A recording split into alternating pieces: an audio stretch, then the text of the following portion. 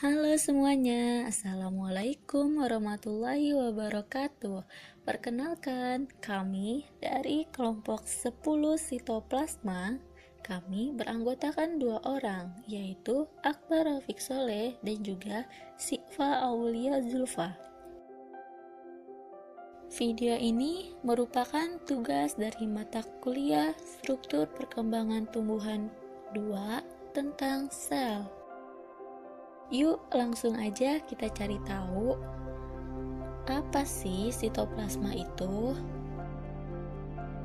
Nah, sitoplasma adalah protoplasma yang mengisi ruang di antara membran plasma dengan nukleus atau yang mengisi volume sel yang membatasi dinding sel dan ruang-ruang antar organel. Menurut Priadi 2009. Salah satu penyusun sitoplasma adalah sitosol, juga yang mengisi ruang-ruang antar organel. Sitosol merupakan sistem larutan yang tersusun dari 90% air, senyawa organik terlarut, dan koloid.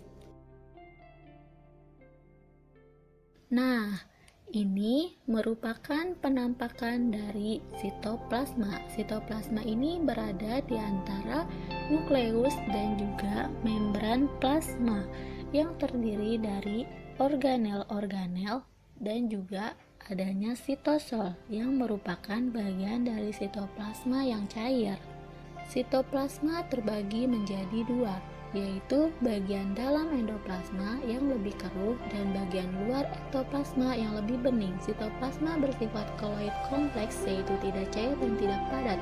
Jika konsentrasi air tinggi, maka koloid akan bersifat encer atau yang disebut dengan sol. Jika konsentrasi air rendah, maka koloid bersifat padat lembek atau disebut gel.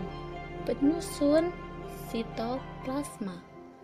Penyusun sitoplasma yaitu adanya ion, air sekitar 85-90%, nutrien, substansi simpanan dalam sitoplasma seperti lemak, protein, glikogen, garam, dan beberapa bahan organik lain. Kemudian ada sitoskeleton yang menjadi rangka pada sel, yaitu jaringan yang strukturnya seperti benang atau jalinan serabut yang membentang di seluruh sitoplasma. Bahan-bahan lain yang lazim terdapat dalam sitoplasma adalah butir minyak dan berbagai macam kristal yang dalam banyak hal tersusun dari kalsium oksalat. Ukuran partikel terlarut adalah 0,001-0,1 mikron dan bersifat transparan. Yang selanjutnya yaitu fungsi sitoplasma. Sitoplasma memiliki beberapa fungsi, diantaranya sebagai berikut, yaitu sebagai tempat terjadinya metabolisme sitosolik, misalnya glikolisis, serta tempat terjadinya sintesis protein oleh ribosom.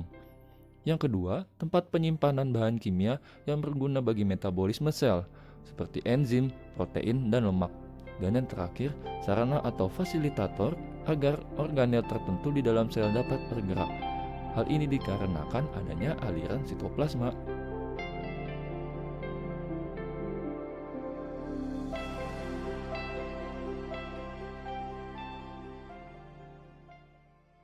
Baik di dalam sel hewan maupun sel tumbuhan, sitosol memiliki peranan penting juga.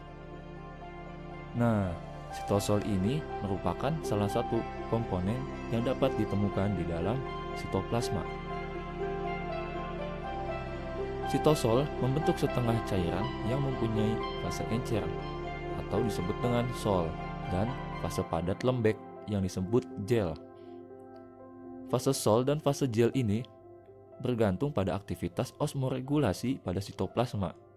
Apa sih osmoregulasi itu?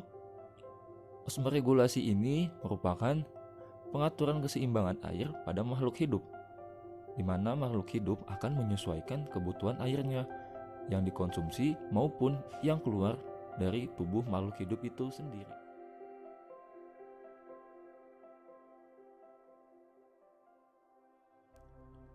Sitosol berada di dalam sitoplasma. Jadi, dari keseluruhan sitoplasma yang ada di dalam sel tumbuhan maupun sel hewan, sudah dipastikan di dalamnya terdapat sitosol.